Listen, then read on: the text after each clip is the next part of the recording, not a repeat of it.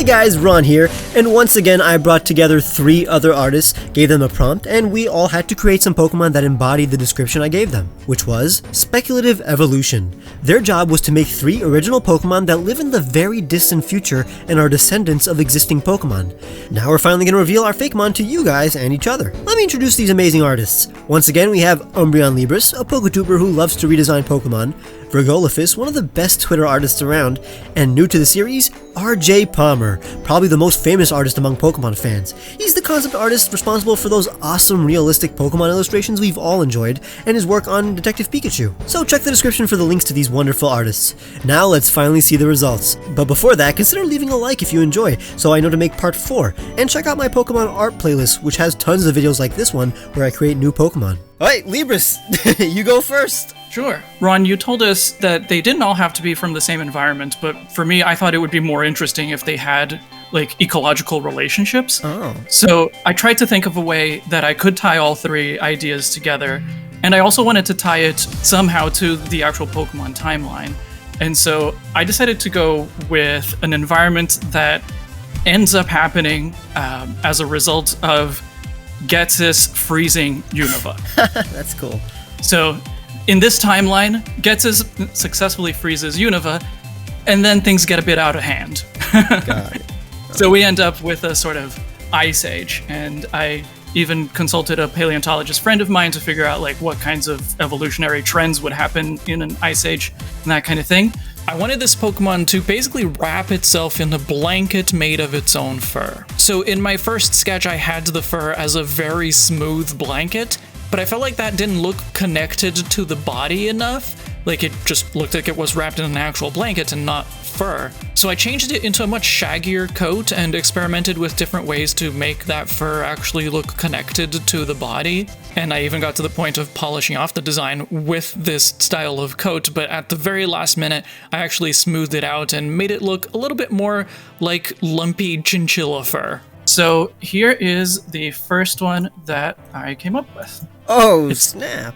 Huh. I really like the color scheme. It's like a little Glyptodon. Yeah.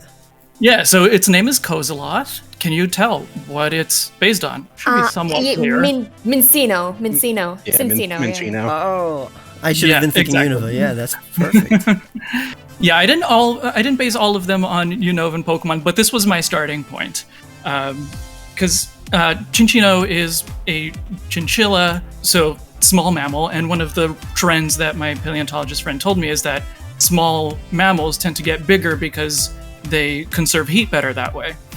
It's sort of the chinchilla version of a ground sloth. So the idea is that this is a Cinccino that grew really, really big, and its fur is now essentially a heated blanket around it. Oh, okay, so that's fur. It's not a shell. Yes, but no, it's fur. It's basically a heated blanket, so it has perfect control over its body heat, and it's like perfectly insulated from its environment. You definitely did a good job, which is exactly what I wanted, which is taking an element that they already have, like the scarf, and expanding upon it and coming up with a new concept. Thank you. Yeah, and I was interested in giving them all kind of not necessarily unique, but interesting type combinations and expressing them in unusual ways. So this one in particular is probably the most successful in that regard, having the fire and ice type, but it's like it doesn't have any actual fire or any actual ice on it, right?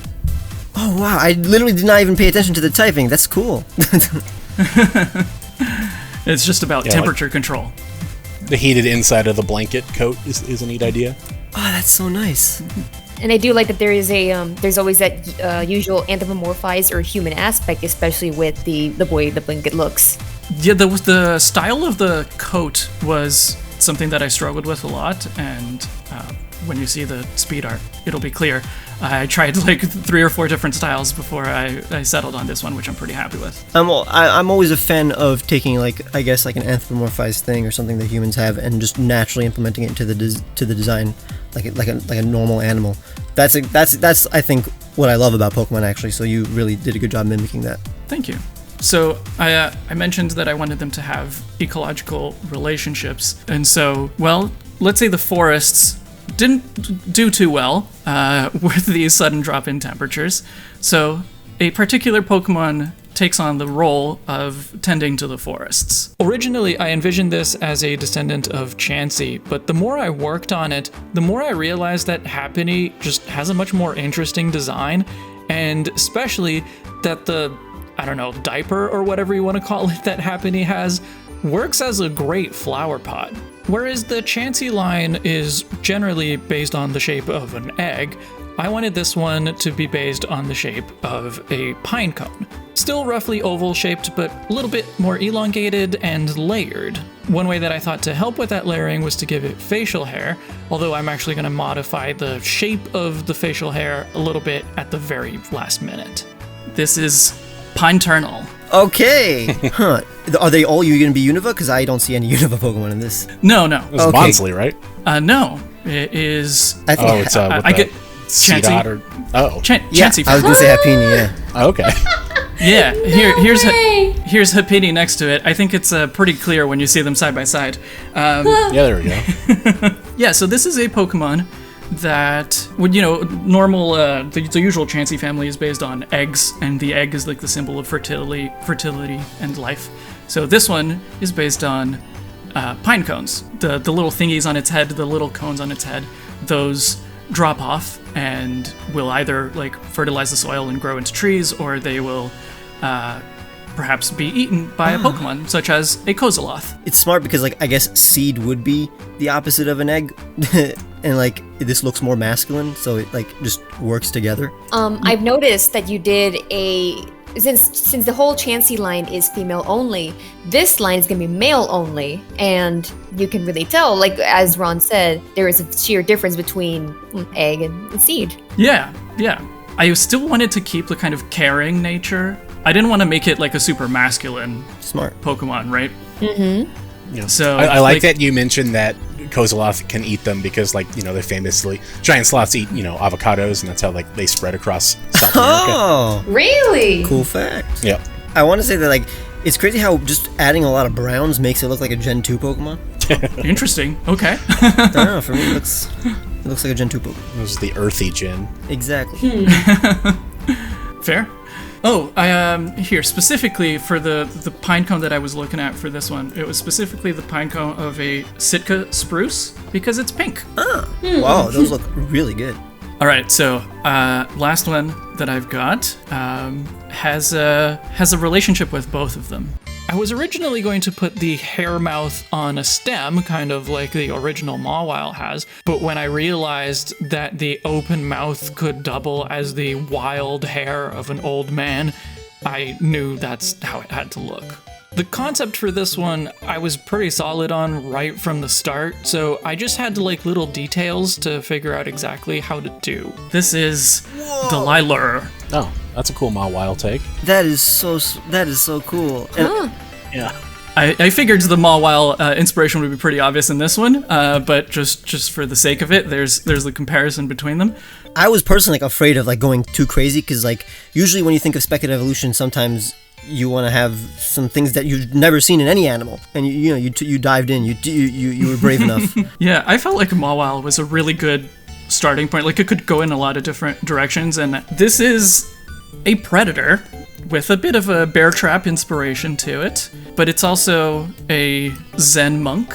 So it buries itself in the snow and just kind of waits there. It leaves only its tongue sticking out, which looks like the cones from a Pineternal. And as far as inspiration goes, it comes from snow plant or snow flower, which has these reddish stems. Like, they're not really flowers, but they sometimes sprout while the ground is still snowed over. So it's just like red bud looking thing over the snow. So that way it just attracts Pokemon that might want to come and eat it. But then, of course, the giant mouth is under the snow and ready to snap. And with strong jaw and jaw lock, this Pokemon's not letting go, and it is very patient. It can wait as long as it needs to for its prey to succumb. And hey, if this thing gets to eat an entire Kozoloth, it's gonna be set for weeks. It's always hard to make a Pokemon based on a concept that already exists in Pokemon. Like, we already have a bear trap Pokemon technically, so it's like harder to find a completely new design for the same concept, and you did, which is also impressive. The thing that I was proudest. Oh, sorry. Go ahead, Virgo. Oh, sorry.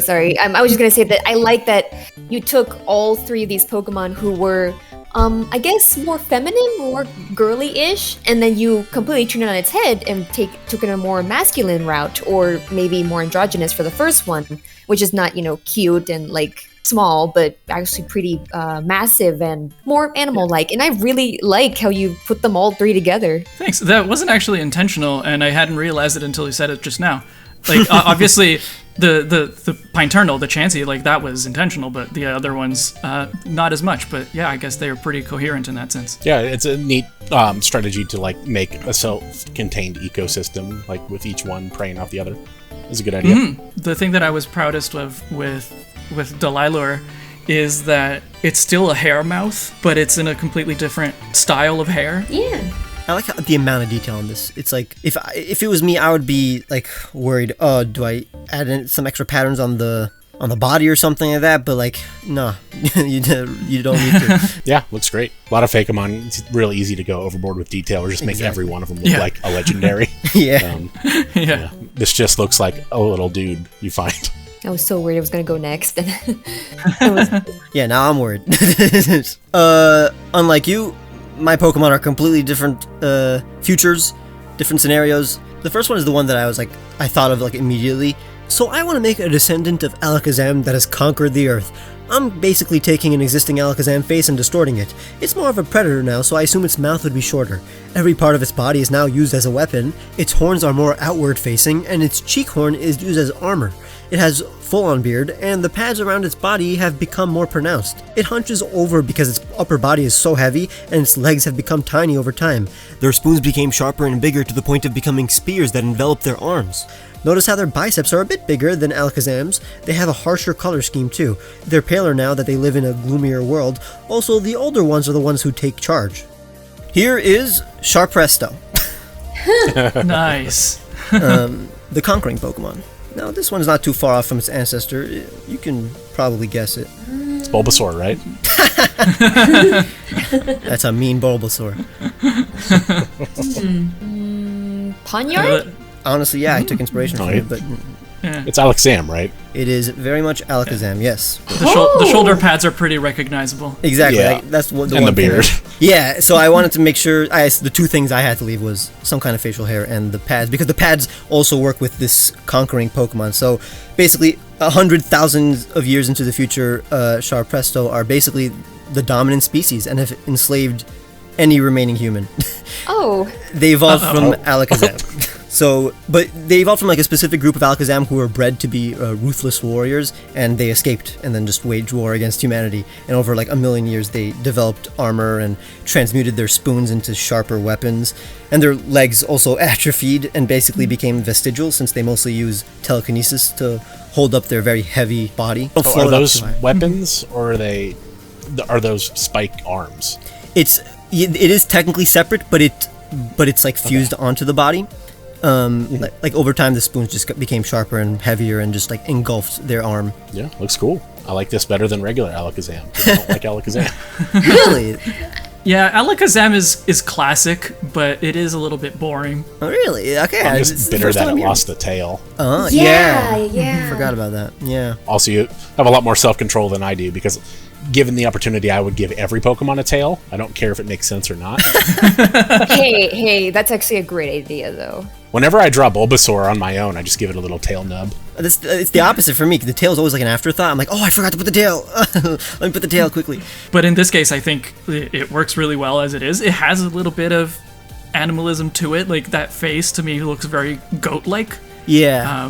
Which feels fitting to Alakazam as well. I have to say that I've always been fascinated with the idea that far in the future, Pokemon will become the dominant species. But given the chance, I'm pretty sure Pokemon will wipe out humanity. Yeah, 100%. And like the two options were Alakazam or Metagross, but then I decided that Metagross would just like maybe leave the planet. So that's the reason why Metagross didn't stop humanity's destruction. They just left already. Okay, the second one's like kind of the opposite in terms of tone. So I want to make a land whale that evolves from a regional whalmer that evolved to look like a killer whale. Originally I wanted to make a land dolphin, but we don't have a bottlenose dolphin Pokemon. Before any comments say it, Gorbis is an eel and Lantern is an anglerfish. I noticed how all the cetacean Pokemon have fingers like Kyogre and Whalmer, so it makes sense that they would evolve on land, especially since Whalmer are very light and full of air. But I do want to express the fact that they have short fur now, so I made this hair-like flipper on top that made the dude look dapper. So I decided to give this Pokemon a fancy theme. I gave it teeth like a pug or a bulldog, so it has this whole ugly cute kind of vibe, and a pattern on its belly that looks like a tuxedo bow tie. It's a very social Pokemon. Here is Wayland, the approaching Pokemon. I mean, there's only like kind of one option this can evolve from, honestly. It's really cute though. I really like it. Yeah, I was going for the whole like ugly cute, which I never do. I've never made like an ugly cute kind of Pokemon. Like a pug. Want it. I want this one. I know you said that this is like obvious what it should be, but like this could also just as easily be like Snorlax or Wailord. Oh, yeah. It's even got a bit of Mudkip to it. True. I did also take inspiration from a Mega Swampert. Yeah, but it is whale. This Pokemon evolved from a specific population of regional toothed whalmer that became attached to humans. So over thousands of years. Oh yeah, you're looking at like strap-tooth whales. Exactly. So over thousands of years, the regional evolution of these whalmer developed longer flippers and even legs, because they already technically had the bone, I guess, somewhere in that blubber. And then they are now invasive species, though, but they mean well, because they're unaware of how much of a nuisance they are, because they're huge, but they're very social and love to be in the presence of others, but they knock down everything on their way to make new friends. Does it still swim? It is able to, it's able to swim, but definitely not as fast. And I thought it made so much sense for Wailmer to go back on land because it's so light. So it is. Oh yeah. Exactly. So it's like it's not going to get crushed under its own weight. It's just going to like float up onto the shore. Exactly. So it was already pretty easy for a normal whaler to do it. I love the little bow tie spots, and the spots in general. The parted hair blubber thing. This is a Pokemon that speaks to me personally, and this just really hits all of the everything on my list for a perfect Pokemon. I'm so glad because I was scared. Someone may not like ugly cute. Oh no, this is a great design. Yeah, no, it's great. I really love the combination of the bow tie and the hair. Like they work together really well. Yeah, originally I was just like, I need a flip. I need like a fin like on top, but then I'm like, it can't just be a generic fin, so I just made it in that shape, and then I'm like, oh wait, that looks like hair, and then I'm like, okay, now I have a theme, because originally it was just gonna be a walking whale, but like you always need an extra theme in a Pokemon, so I'm like, okay, let's make this guy dapper and like ready for a social event. Those aren't like tail fins, those are like hair. That's hair. Okay. That's like fur. But yeah, that's it. Now I want to make a cat Pokemon that climbs trees like a monkey. I noticed how Purugly has a prehensile tail, so I thought maybe I'll make a long cat that can use its split tail to grab onto trees. It basically has the ears of a Purugly, but the rest is pretty much original. I gave it these lynx-like cheek tufts to make it look more wild. The entire time I was adamant about making it very long, but the shorter I made it, the more appealing it was to look at. I wanted to express its fluffiness, and I borrowed the stripes of a Purugly, which made it look more wild and feral. Once I began working on the tail, I noticed how much sense it would make for it to be a grass type. I originally made it too green, and then I made it too blue, but I decided on a nice middle ground to make it look like a dark grass type that can camouflage into the dark jungle. This new Pokemon is Arborend, the tree chop Pokemon. So this feline Pokemon lives millions of years in the future in a dense jungle, and they evolved from wild Purugly with longer limbs and leaner body, who use their prehensile twin tails that they already have to grasp onto branches of trees. And over millions of years, they, I guess, developed plant-like fur that allows them to camouflage into the night, which also just looks like their normal fur already. But now they're not picky anymore, and they'll just hunt anything. They're able to jump and swing from trees at speeds that rival Aipom. And I also like the idea that through convergent evolution, these Pokemon have like hand-like tails that resemble Aipom's tail. I also get like a bit of a like Zarude. Yeah, exactly. That monkey guy. Yeah. So I wanted to make it like somewhat monkey-like. So I'm like, okay, but it would look really weird if it looked like a monkey cat. So I'm like, no, let's just make it resemble an already monkey Pokemon. Yeah, cause like as soon as you posted it, I recognized it as Clammeow, but there was also like something else to it that must have been the kind of Zarude inspiration that was making me kind of question it. So it works really well. Well, first it has the twin tails, just like half of cat Pokemon have, the Nekomata inspired like tails. Yeah. But like it's always like hidden. You always like you think that this cat doesn't have twin tails like Meowstic, and then you realize, oh wait, it has twin tails. Every cat has twin tails in Pokemon, and one of them, I would assume Perugly's is the only one that is kind of prehensile. Yeah, because Perugly's tail like clamps on its midsection, right? Exactly. So. Oh yeah, it's its little corset. Exactly. Forgot about that. To me, this Pokemon comes off as, well, I would say that Zarude has probably gone fully extinct by now. So this is the replacement. This is the one that replaced that niche that Zarude left over. That's actually smarter than what I thought. I just thought maybe they were raised alongside Zarude. Classic, like, being raised by monkeys. Since, like, now that there aren't any humans, or at least where they live there aren't any humans anymore. So they need to be domesticated by some other creature. Tarzan cats, got it. I mean, it's either that or they could just be like, like a Viceroy butterfly, the ones that look like monarchs that are not, not poisonous at all. True. It's just the convergence to make it people, or other whatever Pokemon stay away from it. Now give this Pokemon a couple like more million years, and now we're gonna have the new Homo sapien adjacent creature. Oh. Yeah. With cat girls. You're way ahead of us. Cat girls and cat boys taking over the world. I mean, it's already started, so. Oh. Okay, so I struggled a little bit about this at first because I tend to overthink, and because I watched a lot of speculative evolution projects and videos on YouTube. I'm thinking, oh no, I have to think about how accurate the biology and how evolution works, and then I realize, okay, children's game, Pokemon, don't care about that too much. I started off with the descendant of Drapion. I already had a base sketch in mind, but I brought it over and remade it a couple of times just so I can have a pose and silhouette that I really liked. So the first one is known as Pinpinchy. I don't know, wait, I just named it that way because it sounded funny. Oh, he do be pinchy. Look at that guy. Oh yeah, then this definitely evolved from some kind of, I would say Gligar, but this looks mammalian a bit. Okay, so basically this is not Skorupi, it's Drapion's descendant. Oh, okay. Okay.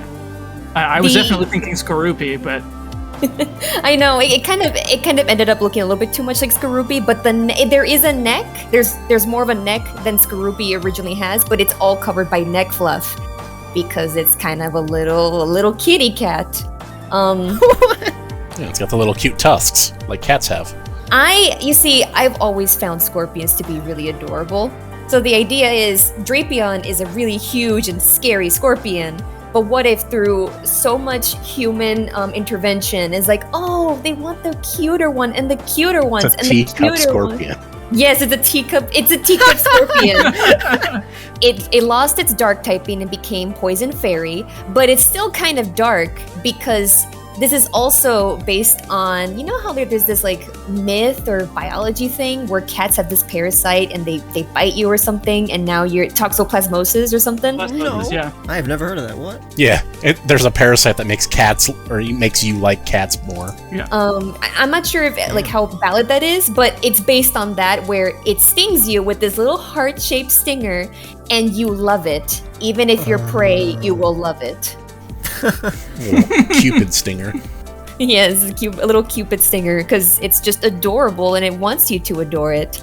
Is this him from Powerpuff Girls? Oh, I didn't even I used to watch it a lot when I was younger, but it didn't even cross my mind. It's literally him. Yeah. Here him comes. I know that those are broken heart claws. Oh, that. Oh, I hadn't made that Oh my connection. God. That's awesome. Yeah. I originally thought it was based on like a Bulbasaur or something. Because it was like Bulbasaur. Oh yeah, it does sort of have that morphology. Yeah, if you like took the tail off of there, that could totally be like a believable thing. Yeah, a little desert Bulbasaur. So the next one, I was originally going to do something else, and I was realizing, wow, none of this was going to work. And originally it was going to do like Empoleon becoming like a whale.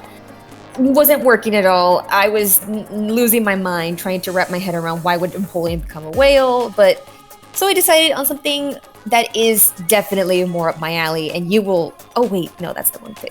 You will know exactly what Pokemon this thing came from. So it becomes a dragon. Duh! Don't predict me like this! Oh.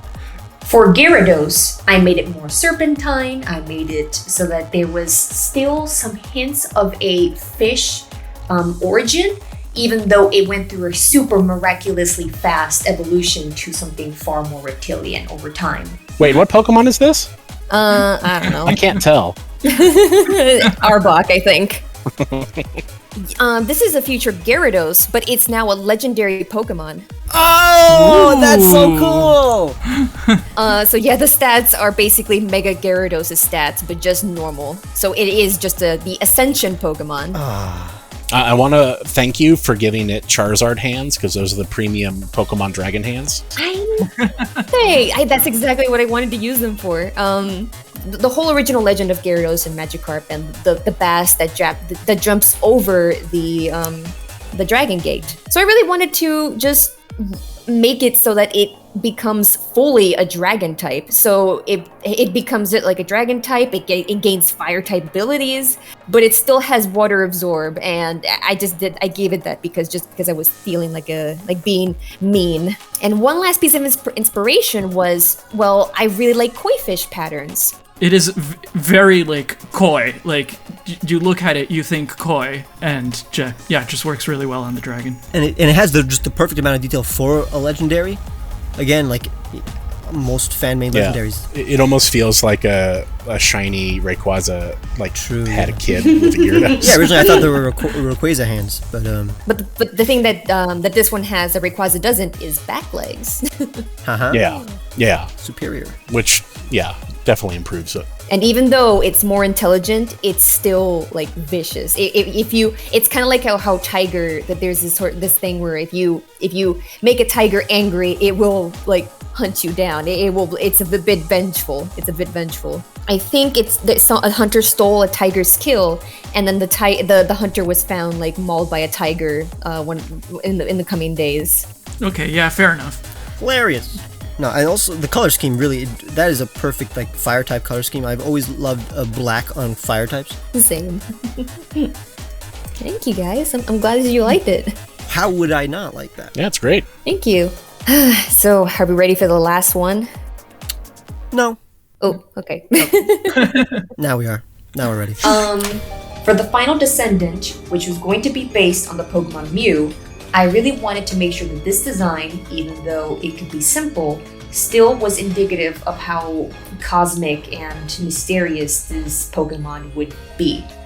I tried something that was more mature, I tried other forms that looked a little too much like Uxie, and I settled for something that was still relatively Mew-like, but was also rather strangely human. So the last one is unidentified. Oh, okay. There is no information, Whoa. no stats, no ability. No known ability outside of maybe pressure, and no gender ratio, and we don't even know like what classification it is, or height, or size. Oh my god, Virgo. That's amazing. Noom, yes. The name is based on Noom. It's kind of like it kind of has a little bit of a human New in Mew. there.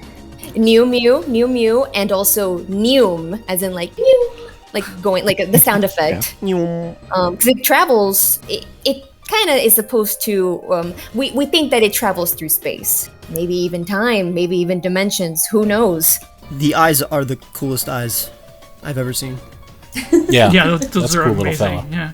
Is the glow part of the body? Honestly, I feel like it could either or. Like maybe it turns it off, maybe because there is the transparency that it didn't have it. But I do like it. I actually really do like it being part of the body. I mean, Ghastly has this little cloud, right? So like this can be like that. Yeah, something like that is exactly. I wanted to see Mew become something far beyond like a little mammalian rodent. It starts taking a sort of not even just human, but like gray alien or beyond humanity sort of thing.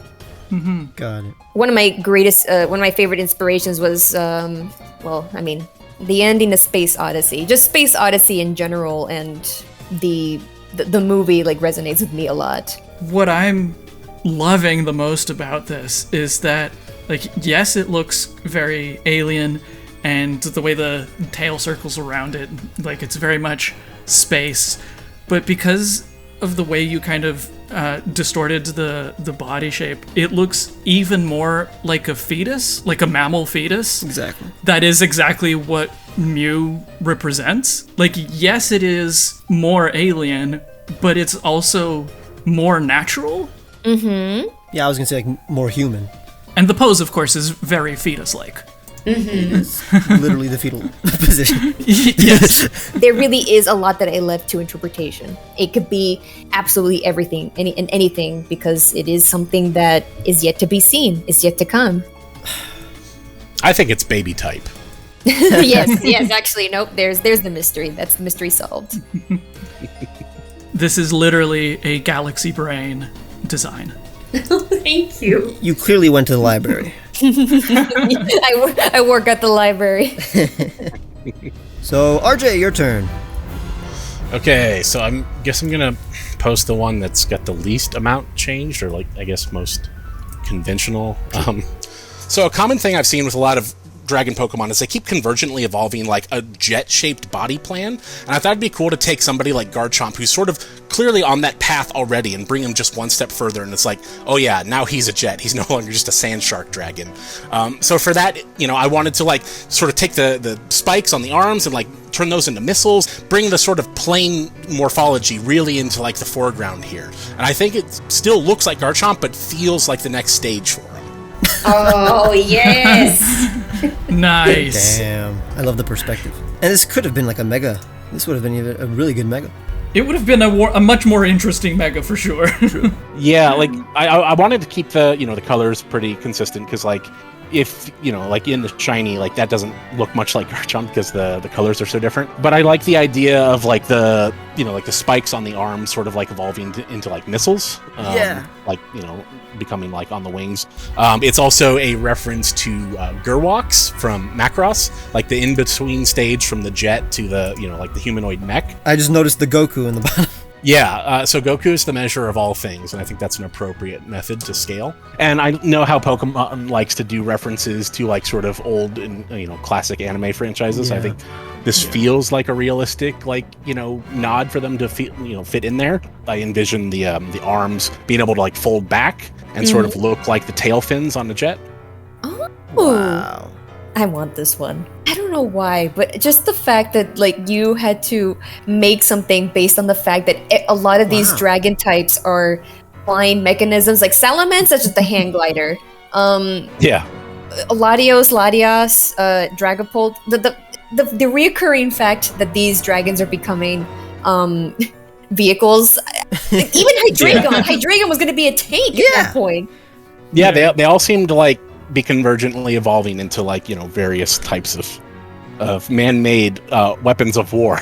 Maybe and it's the Garchomp opposite. is already called like the mock Pokemon, but he doesn't look like he can fly that fast. So I tried to like interpret that as like, what if he did actually have a crazy high base speed stat? I always imagined that it was the opposite, that humans took inspiration from animals. I mean, just like, I guess people probably, imagined the first planes as like huge birds or whatever. I would assume. Well, I mean, like, yeah, fighter jets, I believe there is like research into like, hydrodynamics from sharks. Because like fighter jets have like a lot of similar like, shape language to sharks. You're right. And Garchomp being a shark, like that also lends him evolving into like being more shark-like, which is also more jet-like. Yeah. Yeah. Yeah, and a lot of early flying machines were like directly inspired by birds, right? They like trying to make them like ones that flap, like ornithopters. All right, you guys want to see the next one? So for this one, I wanted to play with the idea of like where real life whales evolved from, where they started as like, little small-bodied carnivorous mammals, but then they get out into the ocean, they just keep getting bigger and bigger and bigger. And I thought it'd be fun to use Vaporeon for that concept, because, it's just this cute little bugger, and we get it out there and turn it into like a macro super predator. I also wanted to like address the sort of absence of like having, a mid-size or carnivorous whale Pokemon, because we sort of only have Kyogre, and it's kind of a legendary, doesn't really count. I wanted to like sort of give us a cool Orca Pokemon to have once and for all, Oh, no way! Oh, Did you know No. We're that avoiding Vaporeon's my favorite water type? Oh, I did not know that. Wow, this is beautiful. Yeah, so obviously it's Vaporeon, so I can like this one, because I was changing the morphology so much, I wanted to keep the colors like pretty much intact, so it'll still read as Vaporeon, but you can see the shiny has more like traditional orca or like minky whale colors. And yeah, shout out to my buddy April Prime. She's a concept artist also, and her favorite Pokemon is also Vaporeon. So I was like, yeah, okay, this sounds like a fun idea. I'll mess around with Vaporeon. We all know that whales, you know, come from like little carnivorous mammals that eventually sort of like evolved into like, you know, mammalian crocodiles and then kept going into becoming whales. So I thought, like, you know, what would be the funniest little like aquatic or semi-aquatic mammal to like keep going and turn it into just like a full-on whale. So I thought it'd be fun to just like lean into that and make like the little benign Vaporeon become like the super macro predator of the oceans. And you know, it already has a whale tail, so like that fits in real easy. Yeah. Like, this is exactly what I was trying to think about, and I guess I did the opposite. Yeah, you just went back on land. Yeah, I was worried when you brought up whales, like, oh no, did you do my idea? Yeah, you did a really good job of like completely changing what Vaporeon looks like, but then like still keeping all of these little details. Like the eye is exactly the same, the tail, the back ridge, all of that. So like, as soon as you posted it, it was obvious that it was Vaporeon, even though it looks nothing like Vaporeon. Yeah, the eyes are iconic too. Yeah, like keeping the eyes the same. Like I did that on like all three of mine, or like more or less, because I feel like that's really like, you know, the heart of the Pokemon design. If you change the eyes, it's really hard to like put that, you know, to where it came from. Yeah. Right, yeah. It's psychic type now because whales got big brains. Yeah. So Eevee's DNA is already super volatile and super fragile to change. So the fact that this evolution happens is extremely in line to what Eevee's origin is supposed to be. So this could happen. This basically can happen, even in probably such a short amount of time too. This is our future. Yeah, I mean, you know, you just give an Eevee like a water stone and also the pill from Limitless, and it'll just come in. The pattern also is so beautiful. That's what makes it a psychic type right there. Yeah. All right. So, you want to see part 3, I guess? Yes. Okay. Oh. I mean, I assume it's a chicken that turned into a chicken. So, I mean, let me look at that eye. Oh wait, it's Tyrantrum. It is. That's perfect. Oh. Should have expected that coming from you, honestly. Yeah. Why? Yeah, Tyrantrum is my favorite Pokemon. There was not going to be a chance I wasn't going to do it. It's also, you know, inspired by Dong Tao chickens, you know, the ones with the really big fat feet. Yes. That's funny. Yes, I know about those. Just found out about them this week. That's funny. They're also, you know, known as dragon chickens, which I think is like a fun idea. Like, you know, like the king of the dinosaurs now is like reduced to just like this little, like, you know, like angry little rooster guy who thinks he's like a big deal, like Emperor Rooster. Like he thinks he's a little emperor, right? But he's just like this little dude. I hadn't noticed the size. Yeah, that's what made me laugh immediately. He's just this little guy.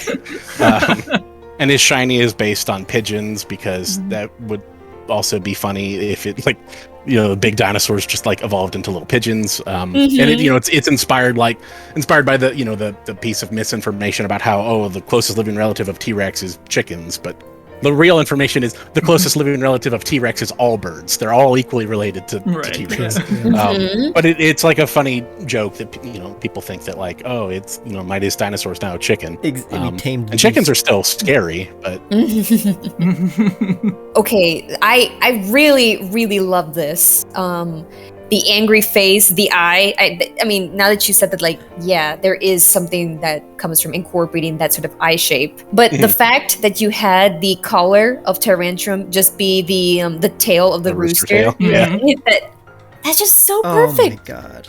Yeah, I was hoping one of you would pick up on that. The beard is part of the concept, you know, and it's like it makes it more than just like a chicken Pokemon, and also obviously the fact that this is straight from a Tyrantrum. But I love seeing the additions that make it not just an animal. Yeah, well, and I also like if you take like the coxcomb and like the wattle off of there, it would look just like a bald eagle too, which I think is like funny is, it's like T-Rex is like, from North America, like it's so associated with like the US. So like sort of like lumping that in a little bit with, like T-Rex became like, a little chicken eagle. Yeah, my first thought when you showed it was actually Braviary. So I guess that's fitting too. No, but the size is what makes it so entertaining. Yeah. Yeah. It's just like you could kick that thing. And I love the name too, Emperor Rooster, the tiny tyrant Pokemon. Emperor Rooster. Oh my god.